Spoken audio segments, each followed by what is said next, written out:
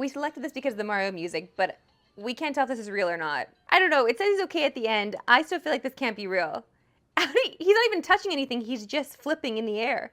This is Sportscentre. Hey, I'm Marissa Alberto, and guess who's back? That's right, Mitch Marner was officially back at Leafs practice today. It was his first practice since March 7th, as he's been out this whole time with that ankle injury. But when can we expect to see him back in the lineup? Yeah, it's close, so, just take it day by day, just keep progressing the right way, and, just be ready when the time comes. Mitch Marner, we love you so much, and the fact that you just gave the most generic hockey answer possible only solidifies your status as a hockey goat. Oh man, we're just taking it day by day. We're just taking it day by day. With only one game in the NHL tonight, it's time to dive deep in the Art Ross race, because a lot changed last night. With 11 or so games left, Connor McDavid is just 2 points back of Nikita Kucherov for the lead, and they played the same number of games. Unlike Nathan MacKinnon, who's got 2 games in hand on both. The McDavid turnaround is a thing to focus on here, because 1 month into the season, he ranked in the hundreds in scoring, and now he's all the way up to 3rd.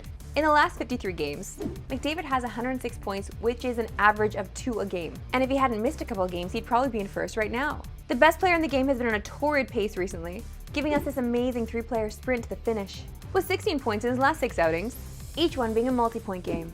And it doesn't stop there, because now that he's topped the 120-point mark, for the 3rd consecutive season, he joins a list that previously featured just 6 other players. And look at those names, those are legends.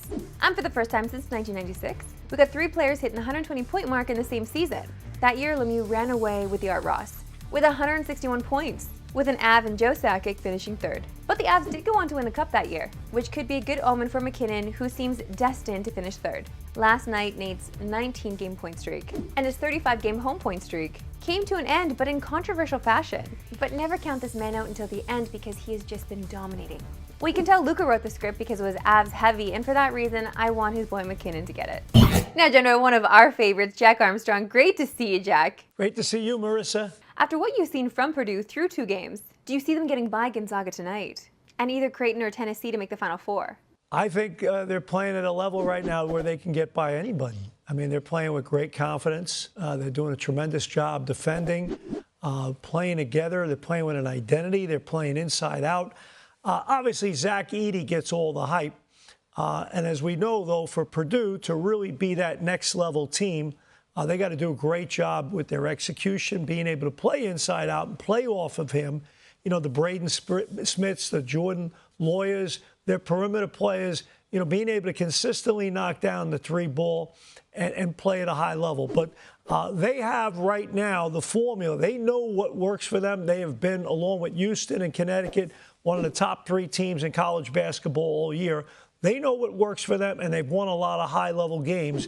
Now it's a matter of continuing to be consistent and carrying out those game plans. And Gonzaga will be a big test. They've already played each other during the course of the year, so a lot of work ahead for them. Looking at Zach Edey's game, how do you think that's going to translate into the NBA? It will definitely translate to the NBA. I think Zach Edey not only can play in the NBA, he can be a good player in the league. How good? It all comes down to this. I mean, you have to have a team that values you, right? I think fit is such an incredible thing.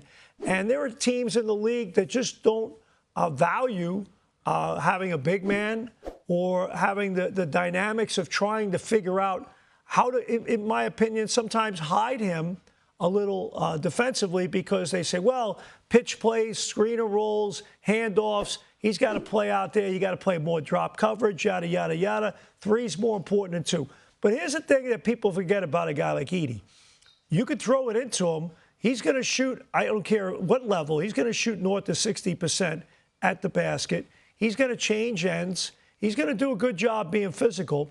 And you're going to be a good 3-point shooting team because you have him on your team. So as much as you're worried about him guarding 3s, he's going to make you better at your 3 balls, because you're not going to be able to guard that guy straight up. You're going to have to send a second guy to guard him in the post. Therefore, other people are going to start to get some easier looks. So I think sometimes people have it backwards. I think he'll be a good pro, but he'll need a good front office and a good coach that understands the game and will value that. Jack Armstrong, a pleasure as always. Thanks, Marissa. And you can watch Edey and fellow Canadian Ryan Nembhard go at it tonight on TSN as Purdue take on Gonzaga. And you've also got 3 other unreal matchups, as all 4 games feature either a 1 seed or a 2 seed. Coverage begins at 7 Eastern, 4 Pacific. Strike one. Dad, that wasn't a strike. That was, you swung. Don't throw fastball. Throw strike. This kid clearly has a future in the game. Time now for my favorite segment and yours, Why We Love Sports Today. Why we love sports today. Throw slow ball. Slow ball.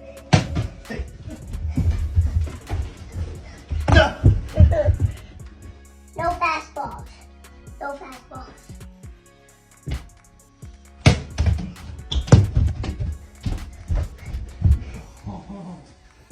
$30 to nothing. 30 to nothing. And we all think. I guess he makes the rules, eh? 30 to nothing, no fastballs, 0 balls, 0 strikes. Come on, kid. No. You gotta teach him some lessons. Okay, let's stick with kids, but a little younger. Because who doesn't love a baby race? Oh, here we go. Wow. Oh, we got the step and crawl. Oh, no, he's back to crawling. Oh, he stopped. Wow.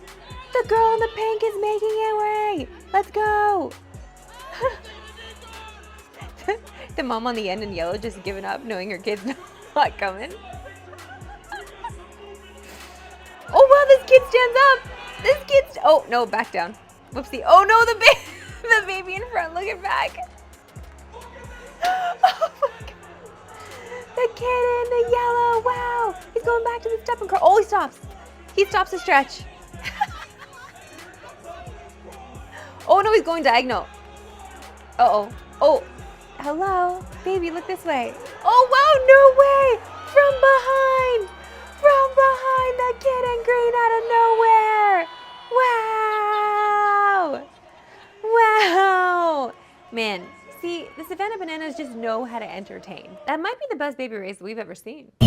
Outside of March Madness and the NBA, there's another huge basketball event this weekend. And that's the All-Canadian game, as the best boys and girls high school basketball players in the country will be facing off. In the past, this game has featured a ton of notable Canadians, who've gone on to have great success south of the border. Players like Shai Gilgeous-Alexander, Jamal Murray, Lou Dort, Delano Banton, and of course UConn's Aaliyah Edwards. But the player to watch this year is Toby Fournier, who's a 2-time All-Canadian MVP. The number 13 overall recruit in the class of 2024 is committed to Duke for next season. And if you've never seen her play, you are in for a treat, as she has been dunking since the age of 12, and was the co-winner of the 2022 All-Canadian Games Slam Dunk Contest.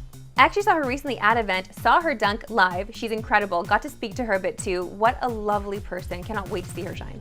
That's all for today. We'll see you back here Monday. That's right, we don't take holidays around here, okay? Have a great weekend.